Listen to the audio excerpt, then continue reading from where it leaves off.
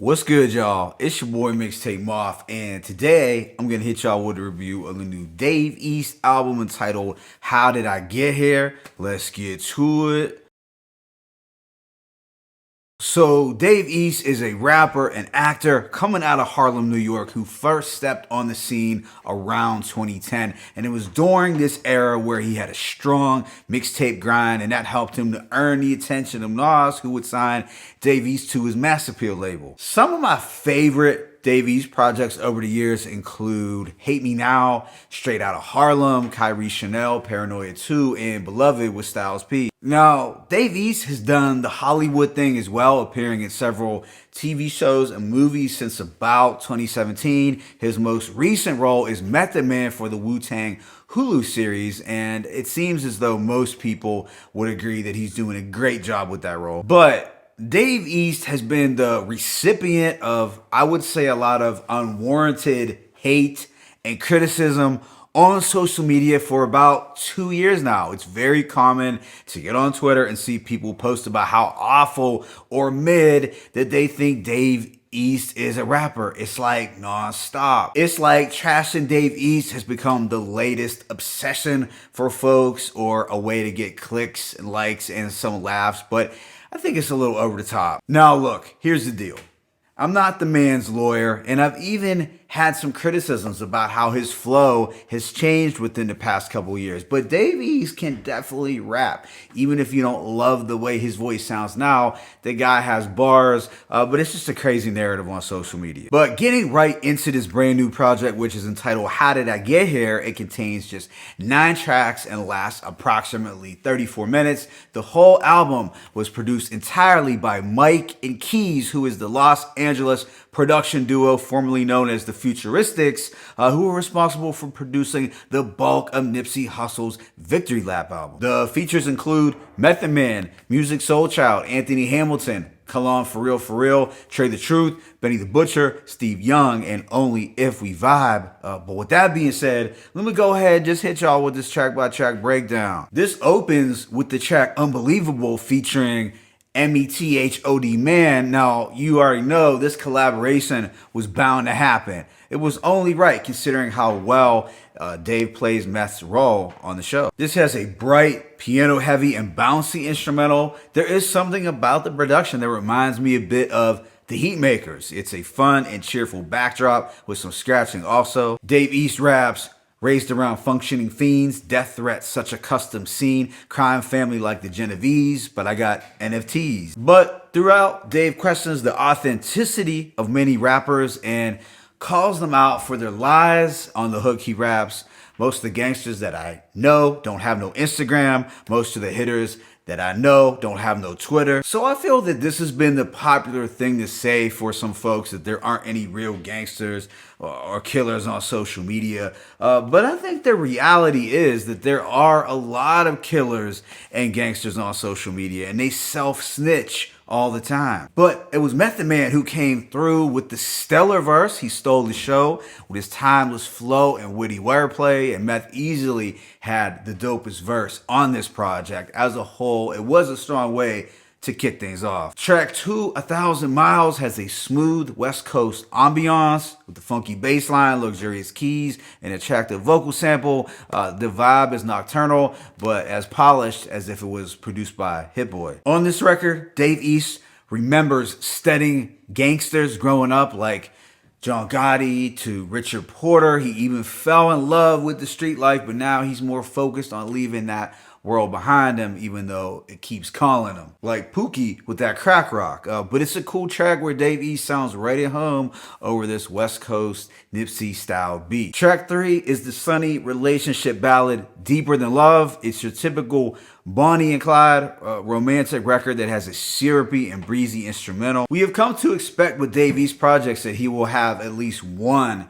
female-centered track, and I think it's one of his better ones than some past attempts. And Musiq Soulchild's performance was silky smooth, and I enjoyed the feel-good, clean West Coast production. Next is After Taxes, where Dave East expresses his displeasure with the Internal Revenue Service. He compares the IRS to the mafia and that they extort and always take their big cut. And this is built around a slightly somber beat with moodier keys and atmospheric harmonizing. Dave East raps, Chuck Berry felt it when they snatched him in the 70s. The government seen paper we will never see. So while I enjoyed this production, which sounded fitting for, let's say, J. Cole or Nas, and I agreed with a couple of Dave East's points, I feel that the concept of this song was pretty obvious. I mean, who likes paying high taxes? It's like something that you start to understand in middle school. You're like, oh, I hate taxes. And it's kind of a Republican talking point too. The following, John Lennon, is a conceptual song that I would consider to be one of the highlights on the album. We are getting a softer and melancholy instrumental with gorgeous pianos. This has that driving around a city on a rainy day feel. Here, Dave East prays that he won't meet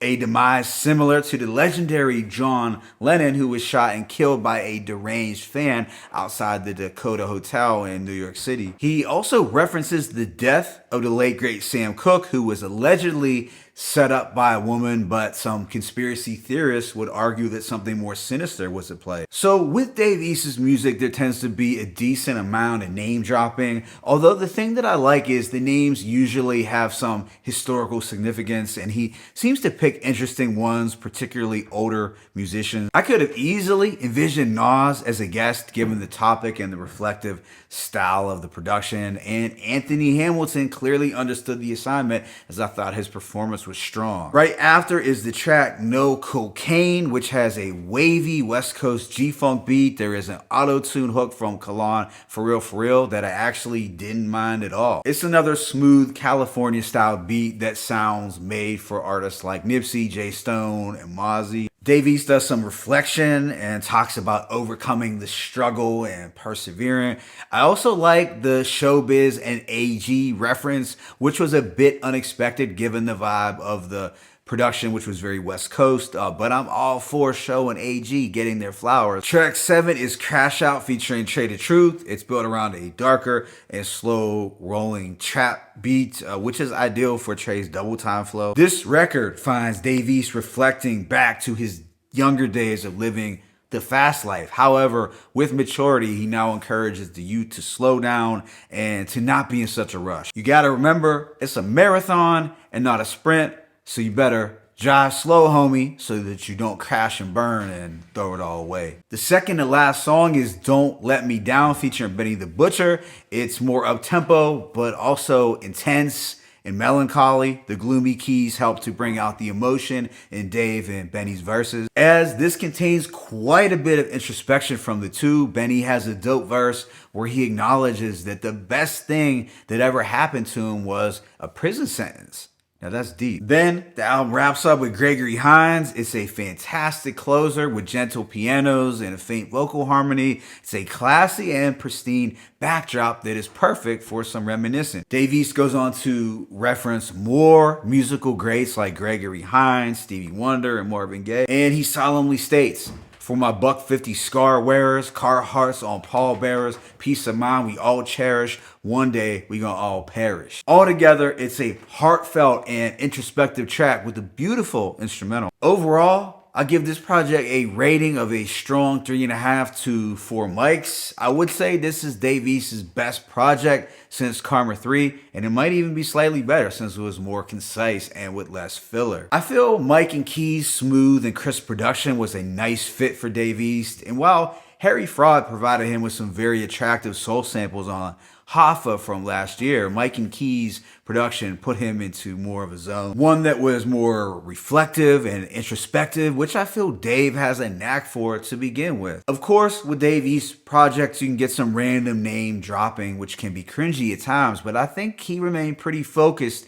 here on giving us some interesting concepts overall. Going into this project, I had forgotten that Mike and Keys had produced on Nipsey's last album, but I like how they came through and delivered for Dave East. So I'd be open to hearing more from this production duo moving forward. My favorite tracks include Unbelievable, John Lennon, No Cocaine, Don't Let Me Down, and Gregory Hines. Let me know what you thought about this album in the comment section below. It's your boy Mixtape Moth.